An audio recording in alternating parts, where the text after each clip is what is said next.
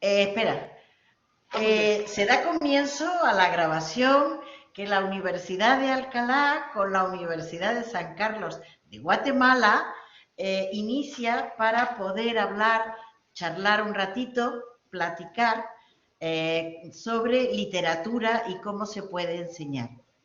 Estamos en esta grabación, Alma Puac, desde Guatemala, y yo, María Ángeles Álvarez, de la Universidad de Alcalá.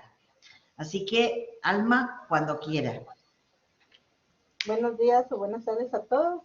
De que le vamos a empezar las preguntas, que sería, ¿cómo considera usted que es mejor enseñar las generaciones y movimientos literarios españoles de la primera mitad del siglo XX a los adolescentes o jóvenes adultos si no tienen el gusto por la literatura?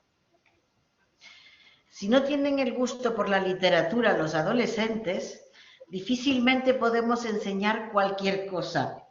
Tenemos, lo primero de todo, es que motivarlos, desarrollar en ellos el gusto por la literatura, el gusto por leer y el gusto por apreciar el arte que se encuentra en la literatura. Desarrollar esto es tarea muy difícil para el profesor. El profesor debe conectar con el estudiante, debe conocerlo, debe saber qué cosas le pueden atraer para poder, a través de esto, llevarlo al texto literario. Pero la primera cosa de la que debemos hacer consciente a nuestros estudiantes, suponiendo que seamos profesores de literatura, es que leer literatura nos abre la mente. Leer literatura es conocer a otras personas, otros problemas, otros mundos que de otra forma a los que no podríamos llegar si no fuera por la literatura. En este caso, nosotros contamos con una maravillosa literatura, una literatura que a mí me gusta no llamarla literatura española o literatura guatemalteca, sino que me gusta llamarla literatura en español, porque un Miguel Ángel Asturias no tendría sentido si previamente no hubiera existido un Valle Inclán con Tirano Banderas. Pero también es cierto que un escritor como Lorenzo Silva, español, no habría tenido sentido si no hubiera existido un Miguel Ángel Asturias. Estamos totalmente relacionadas, afortunadamente, gracias a Dios, todos los textos literarios en español. Y por eso yo digo, a mí me gusta hablar de literatura en español. En cualquier caso, hay dos motivos, dos razones por las que el estudiante debe leer literatura. La primera ya la he dicho, que es el hecho de conocer otros mundos, de conocer otras personas, de conocer otros comportamientos, de conocer otras respuestas diferentes de la mía, que me enriquezcan y que me permitan afrontar la vida de otra manera, con mayor conocimiento. La segunda razón, que es muy importante, muy importante, es que leyendo literatura, yo desarrollo el dominio, el conocimiento de mi lengua materna, Es decir, conociendo el texto literario, entendiendo el texto literario, mi pensamiento se amplía porque también se amplían mis palabras y con las palabras van unidas los pensamientos. Por tanto, motivando a los estudiantes, porque quien domina la palabra domina a los demás, quien no la domina será dominado por los otros. Intento que mi estudiante quiera aprender, quiera desarrollar, quiera leer lo que sea. En este sentido, llegamos a los movimientos literarios españoles del siglo XX. Y evidentemente esos movimientos españoles responden a unas determinadas estructuras sociales, históricas, pero hay una literatura detrás y esa literatura puede ser entendida incluso sin conocer el contexto histórico.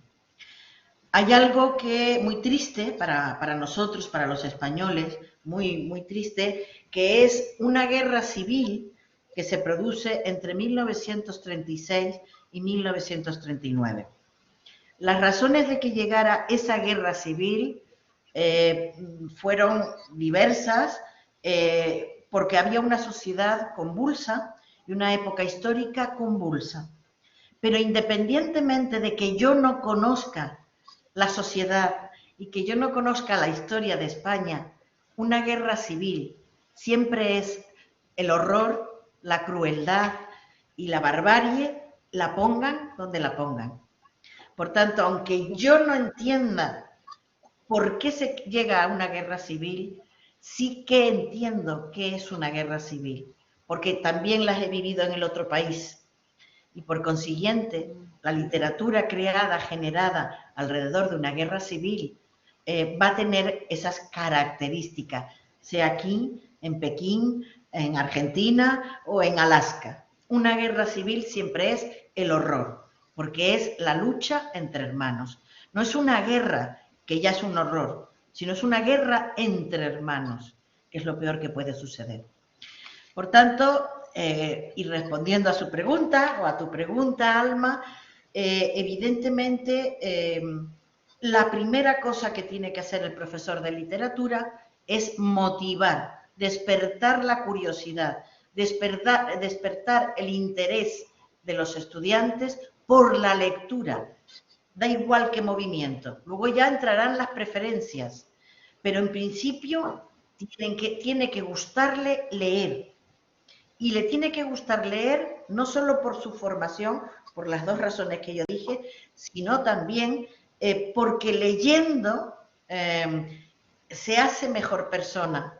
Se hace mejor persona. Aunque no me guste el tema que trata, me está de una manera u otra formando, educando, enseñando y haciéndome avanzar como persona, desarrollando mis sentimientos más humanos, que es lo que hace la literatura. Muy bien. Gracias, doctora. Y le voy a hacer la siguiente pregunta. Para usted, ¿cuáles serían los métodos adecuados para fomentar la poesía de esta época, sobre todo de la generación del 27? Difícil pregunta, ¿eh? Vamos a ver, difícil pregunta. En la literatura, cuando hablamos de literatura, hablamos de tres géneros: del teatro, de la novela o el cuento y de la poesía. Obviamente, el teatro es el que llega con mayor rapidez al espectador, al lector, porque es prácticamente como la vida misma. Lo tiene a su alrededor, es un diálogo, es lo que él está acostumbrado a vivir siempre. Y por tanto es el más cercano. Luego tenemos la novela o el cuento, que tiene el atractivo de la historia. La literatura es algo más que una historia. La literatura son palabras engarzadas, palabras buscadas, reescritas para desarrollar unos pensamientos concretos. Pero obviamente la narrativa, el cuento o la novela, tiene una historia detrás. Y esa historia puede hacer despertar el interés para al estudiante o al lector, de manera que, aunque no le interese cómo está escrito, siga leyendo para ver qué pasa, por la curiosidad, por la mera curiosidad. Bien. Ahora bien, cuando llegamos a la poesía, llegamos al sistema de literatura más puro, más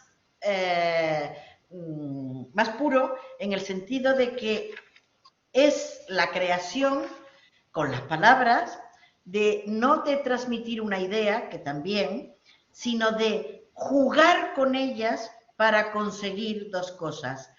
Por un lado, unos sentimientos, por otro lado, placer. Sentimientos de rechazo, sentimientos de empatía, sentimientos de amor, sentimientos de amistad. Y por otro lado, a la vista del juego lingüístico, el poder decir, qué bien, ¿cómo has sido capaz de hacerlo?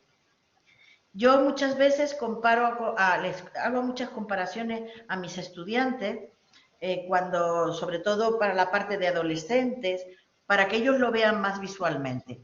Entonces, cuando yo veo un cuadro, por ejemplo, yo qué sé, Las Meninas de Velázquez, un cuadro clásico, yo puedo ver la perfección de la pincelada, la maravilla del retrato, la preciosidad del traje con todos los detalles, y veo la maestría del pintor. Pero puedo encontrarme con otros pintores, por ejemplo, impresionistas, tipo Monet, por ejemplo, en donde la pincelada no está, es todo desvaído. Veo imagen, pero parece que está en nebulosa, que hay una niebla delante, y sin embargo, una y otra a mí me gustan, me despiertan sentimientos. Y en el segundo caso, en el de Monet, yo me encuentro con que es la conjugación de colores, por ejemplo, o en un Van Gogh, la conjugación de colores, el contraste fuerte en los girasoles de los amarillos y de una pincelada gruesa. En cualquier caso, yo estoy apreciando las diferentes formas de pintar de estas artistas. De igual manera, la poesía hace eso, pero con palabras. Hace eso, pero con palabras. Por consiguiente, lo primero que yo tengo que conseguir con mi estudiante es que entienda que es una poesía. Que entienda hasta qué punto la poesía es un juego lingüístico. Es un juego, un artífice, el que desarrolla este tipo de cuestiones. Y en esa poesía yo puedo ver muchas cosas, desde una estructura cerrada, por ejemplo, si es un soneto, que estar en 14 versos, o puedo tener en El pie quebrado cómo lo consiguen nuestras vidas son los ríos que van a dar a la mar, que es el morir, y por tanto, que ellos vean que ya no es solo el transmitir una idea, sino que tiene que tener un molde cerrado, un molde concreto. Ese molde, cuando llegamos al siglo XX, se rompe, y entonces la innovación de los poetas va a estar en cómo pueden jugar, cómo pueden cambiar el molde, transmitiendo igualmente unas ideas, unos sentimientos y despertando en el lector una impresión, una sensación determinada. Por consiguiente, y ya termino para contestarte esta pregunta, para poder llegar, para que los estudiantes puedan entender la generación del 27, antes el estudiante tiene que saber qué es poesía, tiene que saber cómo se construye poesía o cómo se desconstruye, porque si yo estoy ante un soneto de Quevedo, yo estoy desconstruyéndolo para poder saber cómo hay.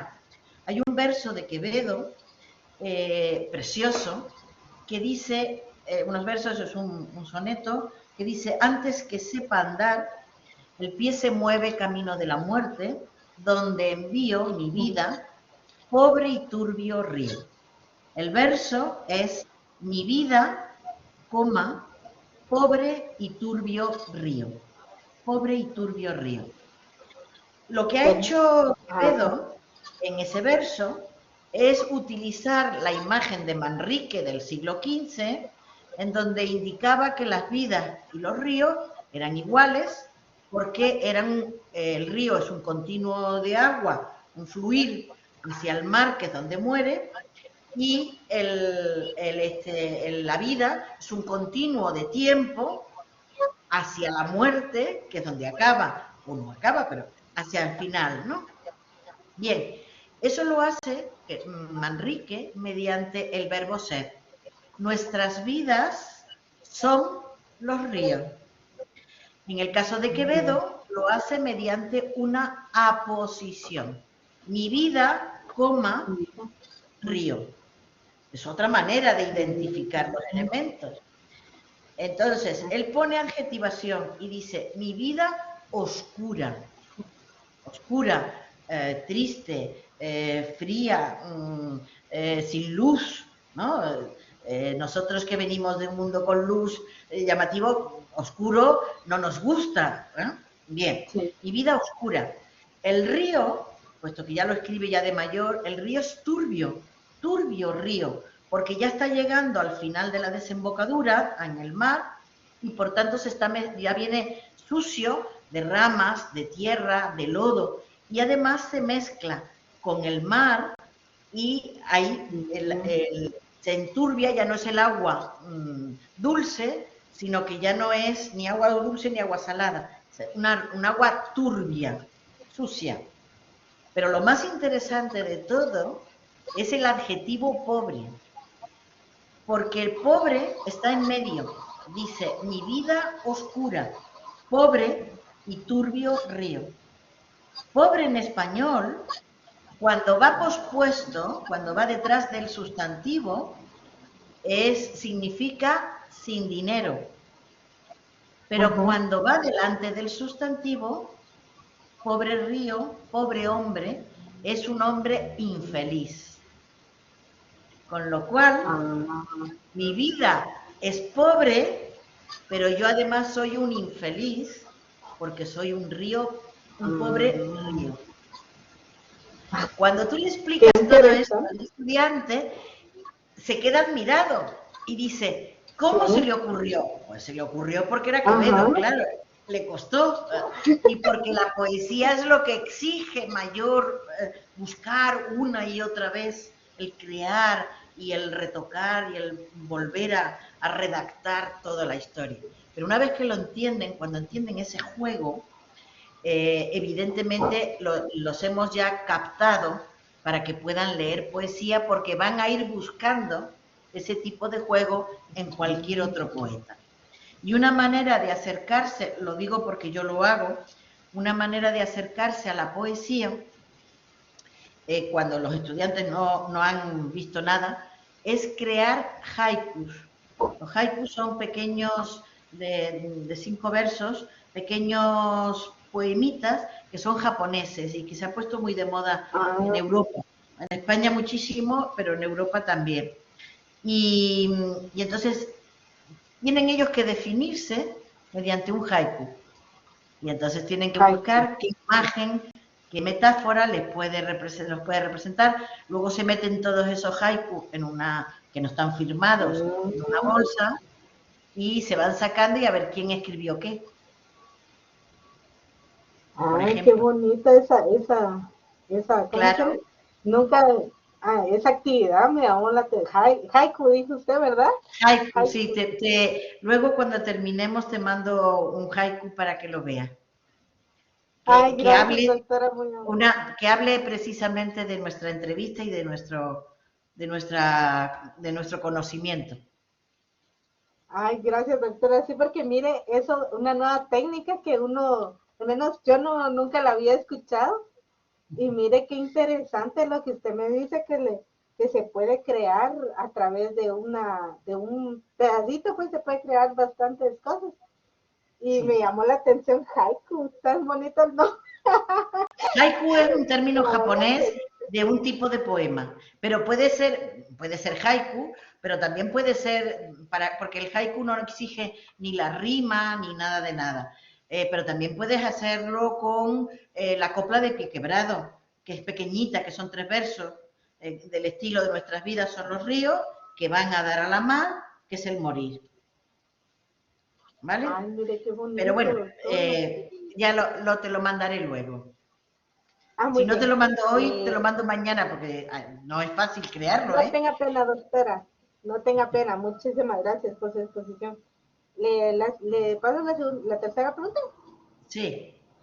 Dice, debido a que la literatura española de la primera mitad del siglo XX es íntimamente ligada al ambiente social de España que no han vivido los estudiantes, ¿cómo es posible hacer que le sientan interés en comprender el contexto histórico para entender el trasfondo de la manifestación literaria? Bueno, vamos a ver. Lo primero y principal es que lean literatura y conozcan la literatura. Quiero decir que el que conozcan la historia o la sociedad, como dijimos al principio, no es tan importante. Y si la obra literaria es lo suficientemente atractiva, ya se preocuparán ellos por leer en Wikipedia o en donde sea el contexto histórico y social. Vuelvo otra vez a Miguel Ángel Asturias. Cuando yo leí a Miguel Ángel Asturias, yo sabía muy poquito de Guatemala y del autor, y yo disfruté con la lectura.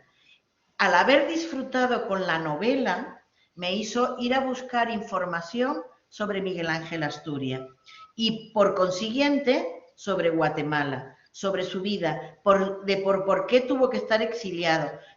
Pero no necesitaba saber todo eso para poder disfrutar de la novela. Pues de igual manera se puede disfrutar igualmente de estas obras del siglo XX de la literatura española sin necesidad de conocer el contexto histórico y social.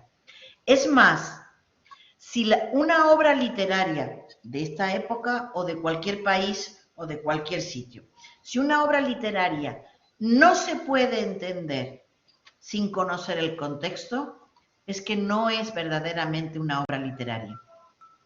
Nosotros leemos a Cervantes y no necesitamos conocer el contexto. Me cuenta una historia y yo deduzco muchas cosas de esa historia.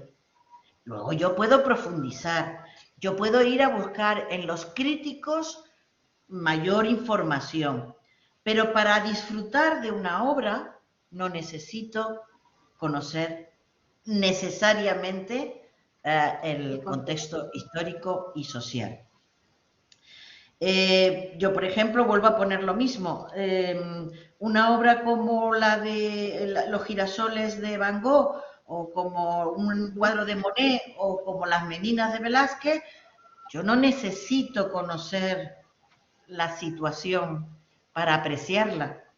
Que conociendo la situación entiendo mejor por qué Velázquez pinta las meninas, por qué pone un perro y por qué aparece al fondo, ¿vale? Pero yo aprecio la obra en sí misma. Yo abogo por la literatura en sí misma y por sí misma. Lo otro enriquece, pero no cambia la percepción que yo tengo de la lectura. Para el conocer los contextos, que está muy bien, existen los críticos literarios. Esas personas, esos profesores, se dedican a la búsqueda de la información de por qué dijo esto, por qué dijo lo otro, qué sentido tiene. Bien, me lo enriquece, pero yo puedo percibir la obra en su totalidad si es una buena obra literaria.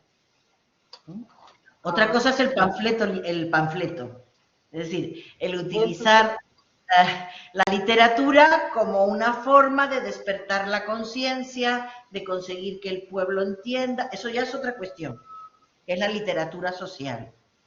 La obra literaria, como tal obra literaria, no requiere nada más que un buen lector, un buen conocimiento del texto lingüístico. Eso es lo importante. Ah, muy bien. Ahorita.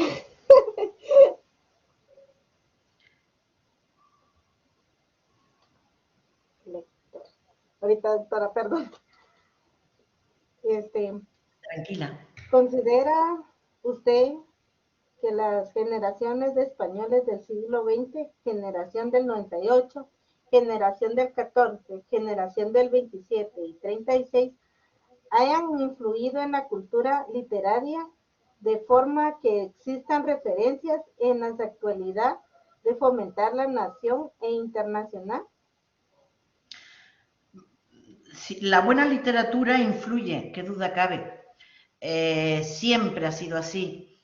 Lo que decía antes al principio de literatura en español, los escritores de los años 80, en el siglo XX, escritores de los años 80 y 90, de la década de los 80 y los 90, no se conciben sin el conocimiento que tuvimos, las lecturas que tuvimos del boom latinoamericano, hispanoamericano. Es decir, un Muñoz Molina no se entiende si no estamos hablando, si no tenemos presente a un García Márquez. Pero es que García Márquez no se entiende si no tenemos presente a Galdós y a Quevedo, perdón, y a Cervantes. Entonces, las obras literarias siempre influyen en general los unos en los otros. ¿Qué duda cabe que nuestra gran virtud, que es tener una lengua común, hace que el trasvase de culturas sea mucho mayor? Tengan en cuenta que tenemos 21 países con el español como lengua oficial. Entonces, todo lo que es el mundo guatemalteco me llega a través de unos textos que yo entiendo porque están en español, que no me cuesta. A ver, me cuesta porque probablemente utilicen, yo qué sé, por ejemplo, el mismo Miguel Ángel de Asturias, cuando entra en el mundo indígena, me cuesta, qué duda cabe, como les puede costar a ustedes entrar en el mundo extremeño, ¿no? O algo así. Pero en cualquier caso, están en español y están las palabras recogidas en diccionarios de español, con lo cual el conocimiento me llega mucho más rápido. Y hay algo muy importante, me entra la cultura, el conocimiento de esa cultura distinta, porque aunque hablemos una misma lengua, las cuestiones culturales son diferentes. Y son diferentes porque es normal que sean diferentes, no solo porque seamos países.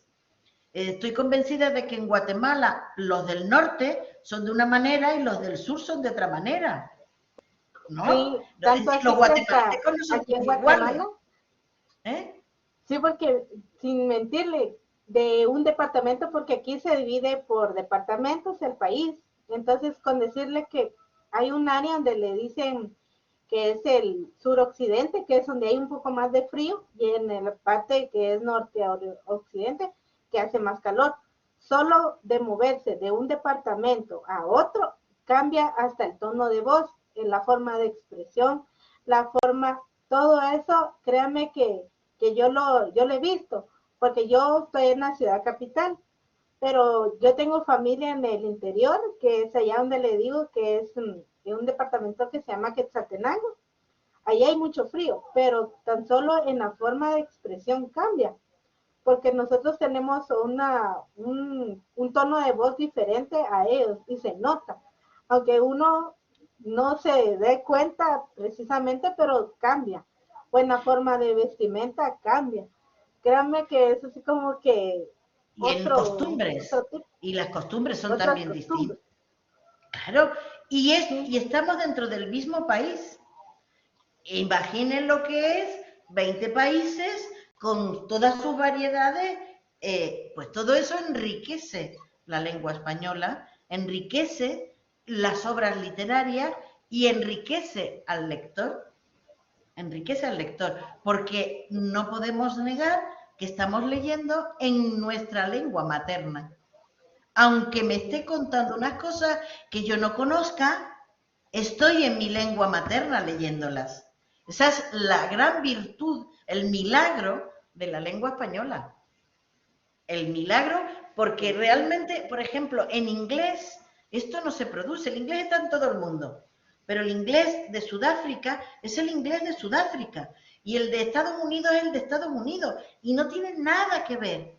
En nuestro caso hay una mezcla afortunada que nos permite reconocer lo que me están contando otros, pero porque también esa misma variedad de la que hablas en Guatemala la tengo yo en España.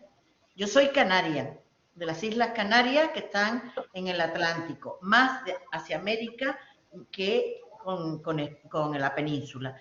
Y yo cuando me habla un gallego del norte o un andaluz, lo noto distinto. Claro que lo noto distinto. ¿Cómo no lo voy a notar? Y sin embargo, sigo entendiéndome y sigo asimilando una serie de culturas y las noto como propias.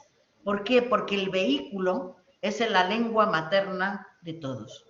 El vehículo para poder incorporar todo esto es la lengua materna, que en este caso es el español, castellano o como quieras llamarla. Me da igual, porque eso es lo de menos.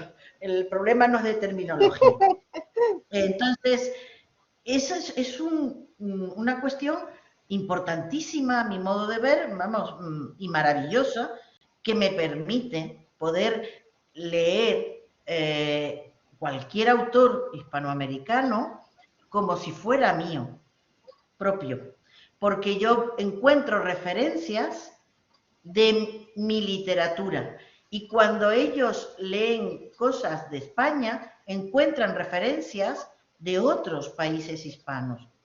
Entonces, ¿por qué? Porque estamos todos en esa literatura en español. Entonces, ¿que ellos, que ha influido? Pues probablemente. Por ejemplo, un escritor que ahora está muy de moda y que es muy conocido en todo el mundo y demás, es Antonio Muñoz Molina. Antonio Muñoz Molina es un hombre deudor de las generaciones anteriores, pero que también influye en las actuales, en las actuales, en el mundo hispano actual, pero también internacional, porque él vive parte del tiempo en Estados Unidos y escribe a veces en inglés también. Entonces es un escritor que expande el mundo hispano, expande el mundo hispano. La generación del 98, por ejemplo, es una generación que ahora está muy de moda por la crisis profunda que estamos viviendo en España y en el mundo. Entonces, todo ese existencialismo propio de Baroja, de Unamuno y demás, o del propio Machado, pues es algo que ahora lo recuerdas porque tú dices, madre mía, con la pandemia que hemos vivido, con la situación que hemos vivido, estamos, y la crisis, yo supongo que Guatemala está igual o peor, pero España está muy sí, tal vez igual.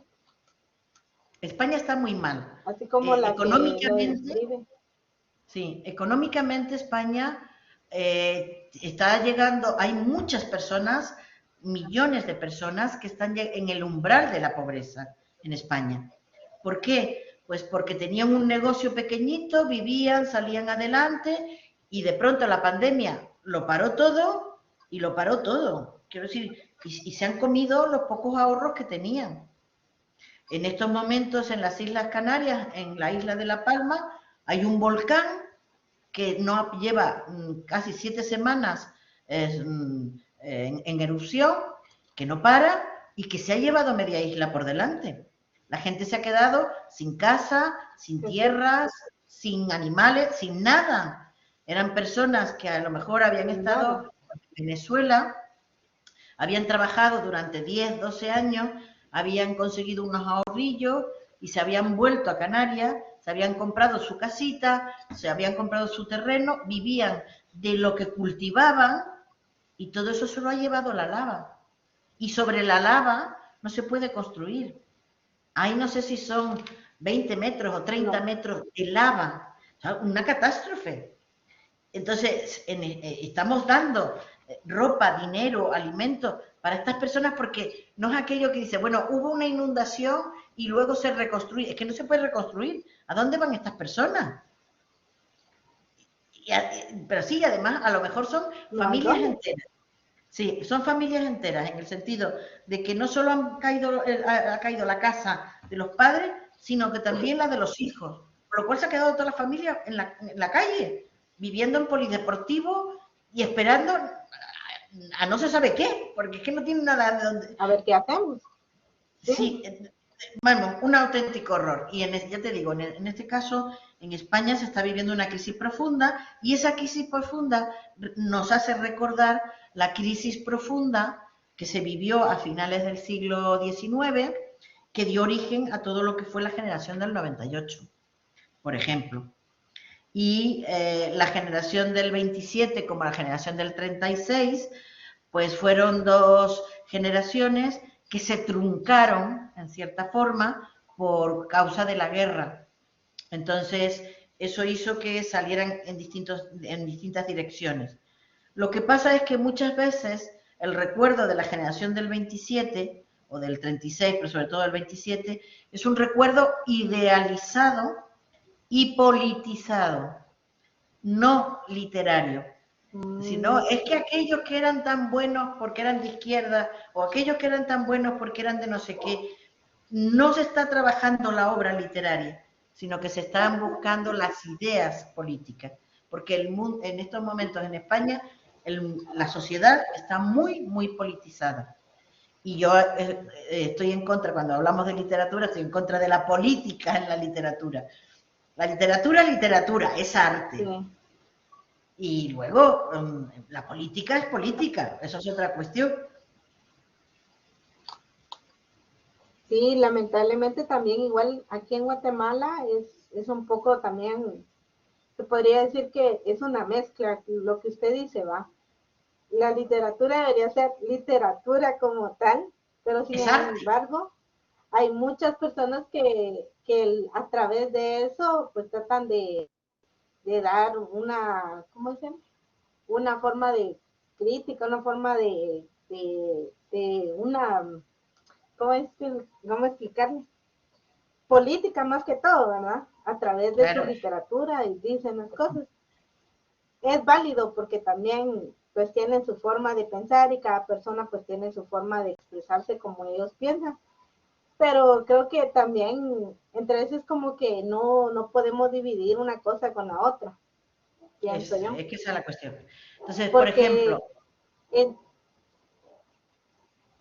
en, por ejemplo, en la actualidad, sí, García porque como Lorca, decirte, perdón, que digo que en la actualidad García Lorca es bueno porque murió fusilado porque su tendencia sexual era la homosexualidad y porque era de izquierda.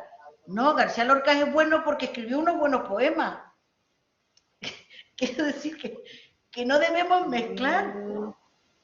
Pero no, el argumento es que como era no sé una qué, cosa con entonces otra. es el gran poeta. No, Ah, el gran poeta es aquel que crea grandes poemas. Pero eso no se queda al margen. En la actualidad lo dejan al margen y de hecho muchos de estos que dicen que García Lorca era una maravilla no lo han leído.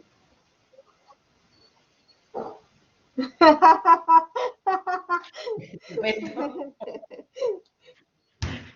yo así me invento un sí, poeta. en algunas cosas, sí. A menos, a mí les soy sincera, a mí me gustó uno que fue, yo cabal hice una investigación sobre la literatura del 27 y me enfrasqué más en lo que usted decía, en Lorca. Yo me enfrasqué más en Lorca. Y entonces, a menos a mí me gustó esa mujer ¿cómo es? Mujer de vida, algo así, que recuerdo yo cómo se llama. ¿Eh? Ah, No sé cuál. el cancionero, El romancero gitano. el cancionero, Romancero romancero gitano. gitano. Es bueno, pero poeta en El Nueva York no hay romancero quien lo gitano. entienda. Poeta en Nueva York no hay quien lo entienda. Ah, eso Y a sí. mí Lorca me Sí, gusta eso más, sí tiene razón, doctora. a mí Lorca me gusta más como autor dramático. Me gustan las Ah, obras fíjese que yo, la de verdad, teatro, no. Y pero como, vuelvo a lo mismo. fíjese que yo investigué de las obras de teatro, pero casi no me parecieron más, ¿cómo decirle? me parecieron más poemas que obras de teatro. Claro, Entonces porque era... yo me frasqué más en los poemas, Mm, no tanto en las obras de teatro. Pero sí vi que escribí algunas, y no estoy mal, creo que fueron unas 5 o 6. La verdad sí, no las investigué directamente, sino que yo más que todo me enfrasqué más en el área poética. sí, el Y romancero entonces gitano tiene no cosas... le, Sí, el romancero gitano tiene cosas muy bonitas y tiene algunos poemas sueltos también muy interesantes.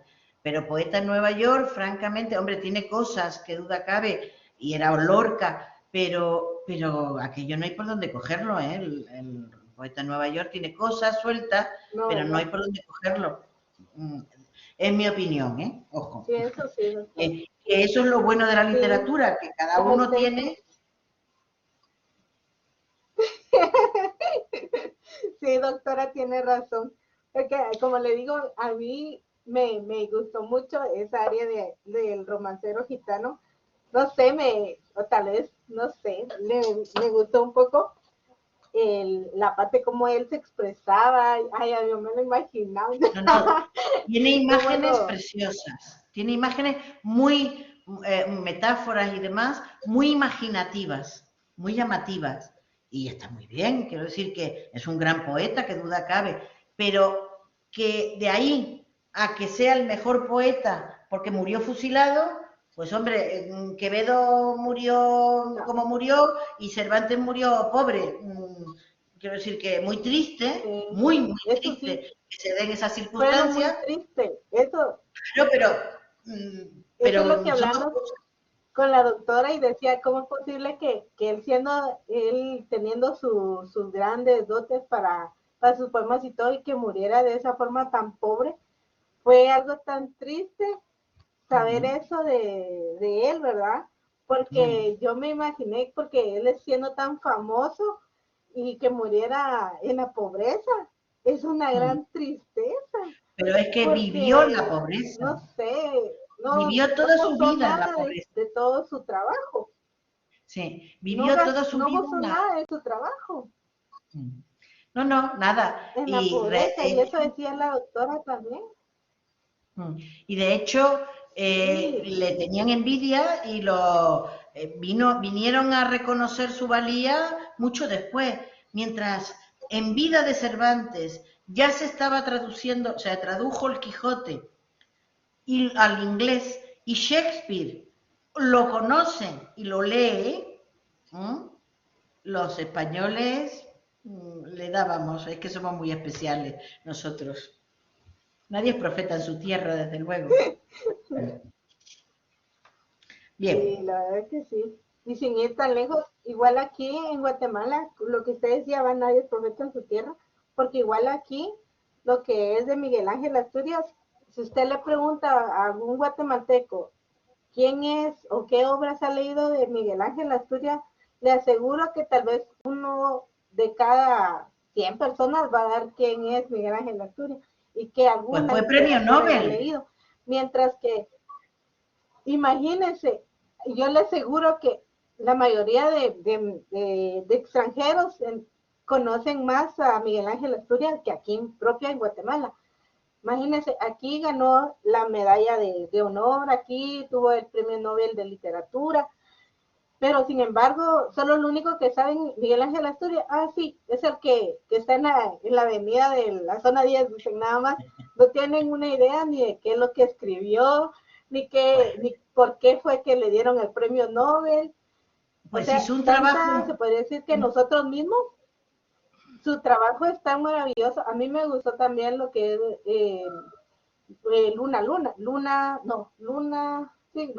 Luna, creo que se llama el poema que él hizo. A mí me fascinó. No, y Y todos entonces yo me quedé así. los trabajos que hizo sobre los mayas, sobre el rescate de toda la cultura maya, de los indígenas y tal, es también muy interesante. Muy interesante. Era que sí, imagínense aquí, ahorita que estuvo de centenario, porque cabal hace poquito fue que terminó lo del centenario de él, hicieron una nueva edición del Señor Presidente, no sé si usted alguna vez lo ha escuchado, el libro del señor presidente. Es una novela tan bonita, a mí me fascinó.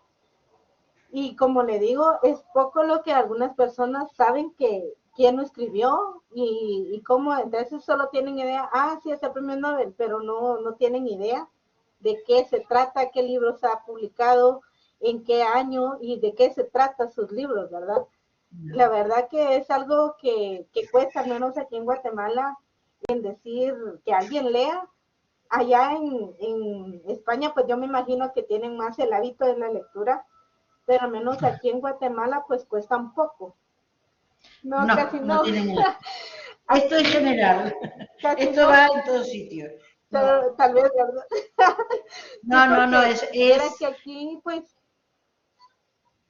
es un poco difícil aquí en Guatemala porque es casi, a menos aquí en Guatemala llevamos lo que es el área de literatura, ya más que todo en el área de básico, que es el área media, se podría decir nivel medio.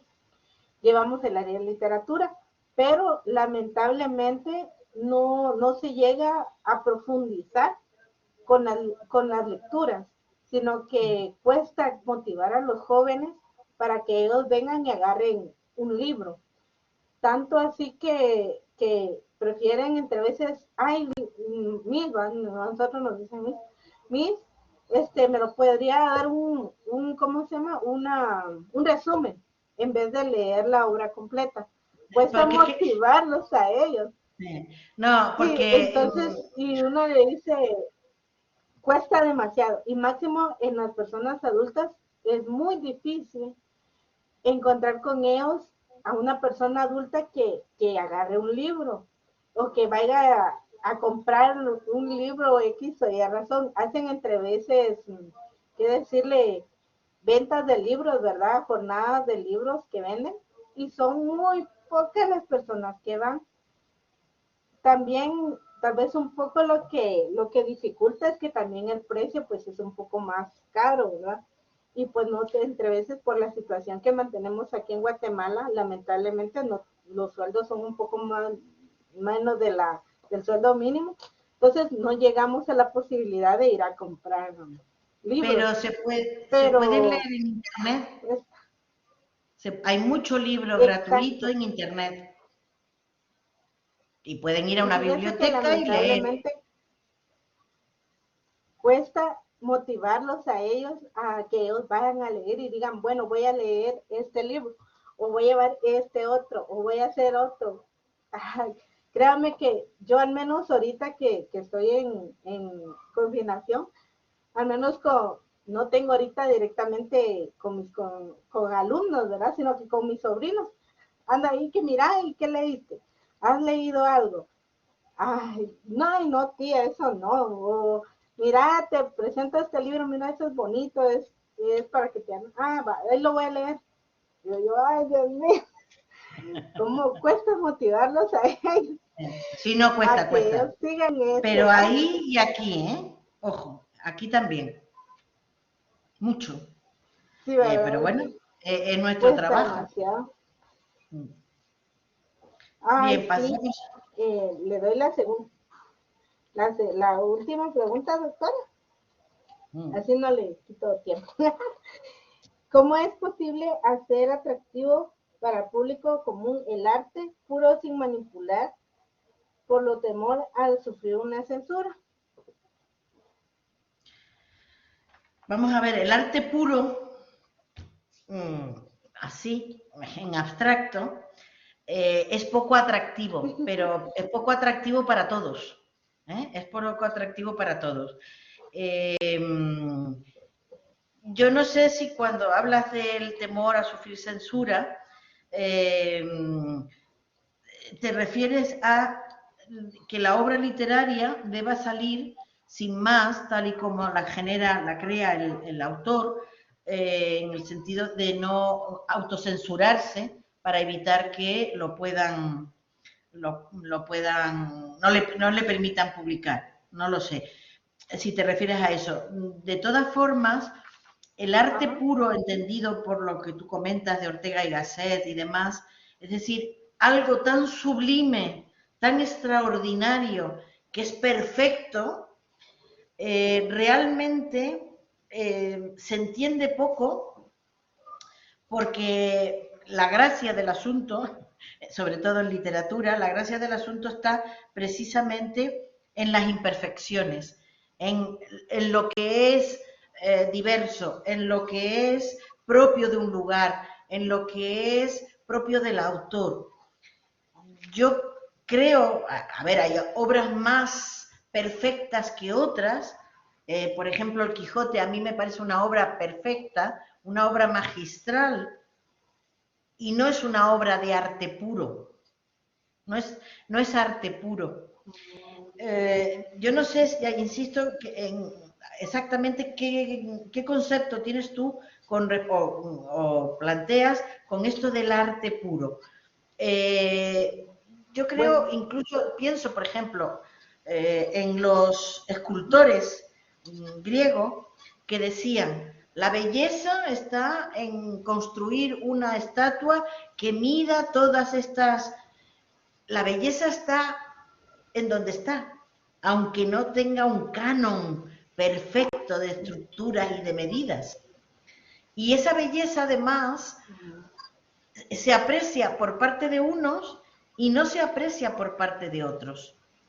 Y porque hay una parte, no que sea subjetiva, pero hay una parte humana del lector que a mí me dice algo esta obra y al otro no le dice nada. Pues porque yo he vivido esto o no lo he vivido, porque mi experiencia es la que sea y el otro no tiene esa experiencia. Entonces, el arte puro como tal, pues si existiera, o al menos lo intenta, claro, si existiera, desde luego no podría ser comprendido en líneas generales, porque tendría que tener todos el mismo canon de belleza, los lectores tendrían que tener todos el mismo canon de belleza para poder captarlo. Obviamente, el escritor, el autor, intenta hacer el texto más perfecto posible, pero eso no quiere decir que sea arte puro. No arte puro. Si por puro entendemos que no tiene nada que ver con una sociedad, con una historia, con nada, no existe, porque todas las palabras, todas, conllevan unos valores que según qué persona se lo añaden, lo que se denomina connotaciones. Todas las palabras tienen su connotación y para mí se activa y para ti no se activa, o a la inversa. Entonces, yo juraría, yo diría, no sé, tendría que reflexionar al respecto y demás, pero yo diría que el arte puro, fuera del mundo, solo la belleza, en palabras, en literatura, es casi imposible que exista. Puede existir en arquitectura, puede existir en escultura, pero no en literatura, porque la literatura está conformada por palabras, está creada por palabras y todas las palabras, todas, dicen más o menos a cada uno de nosotros en función de la experiencia vital que hemos tenido. Es decir, todas las palabras tienen un valor connotativo que a veces se activa y otras veces no. Y por eso creo, pero bueno, quiero decir que es nada más que una opinión de una pobre profesora española. no, doctora, sí, está muy bien porque Es lo que un usted dilema dice, muy grande en literatura y en filosofía y en todo lo demás.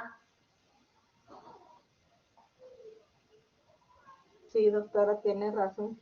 Porque lo que usted dice según lo que es la literatura, ¿verdad?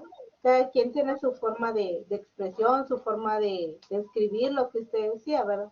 La forma de pronunciar, los modismos, las formas. O sea, cada quien le da su valor importante, lo que usted decía, ¿verdad?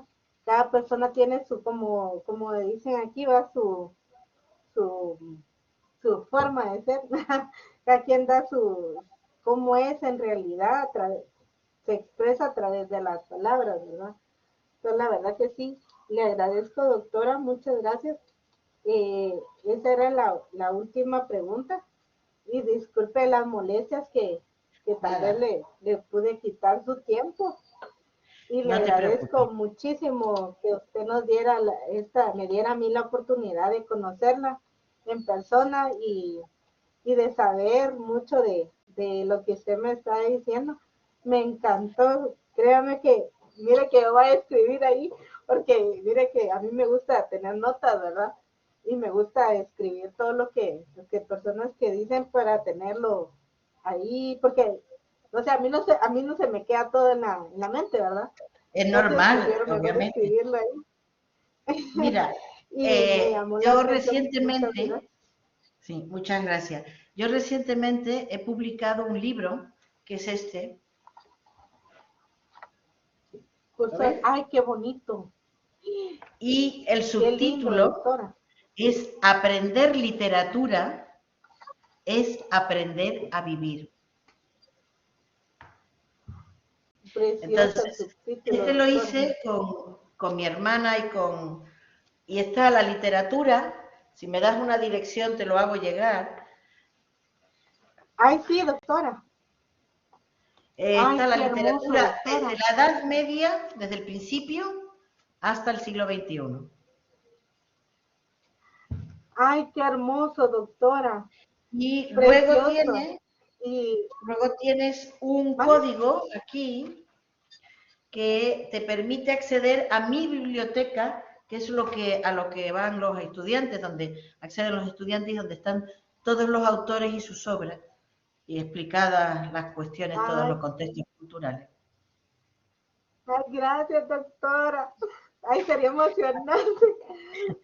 Así que Se lo agradecería. si me mandas la dirección, Sí, te lo doctora. hago llegar. Yo le, Bien, vamos a yo acabar le mando la mi... grabación, vamos a cerrar la grabación, la damos por Muchas terminada gracias. y espérate, no te me marches. Paramos la No grabación tengo pena, doctora.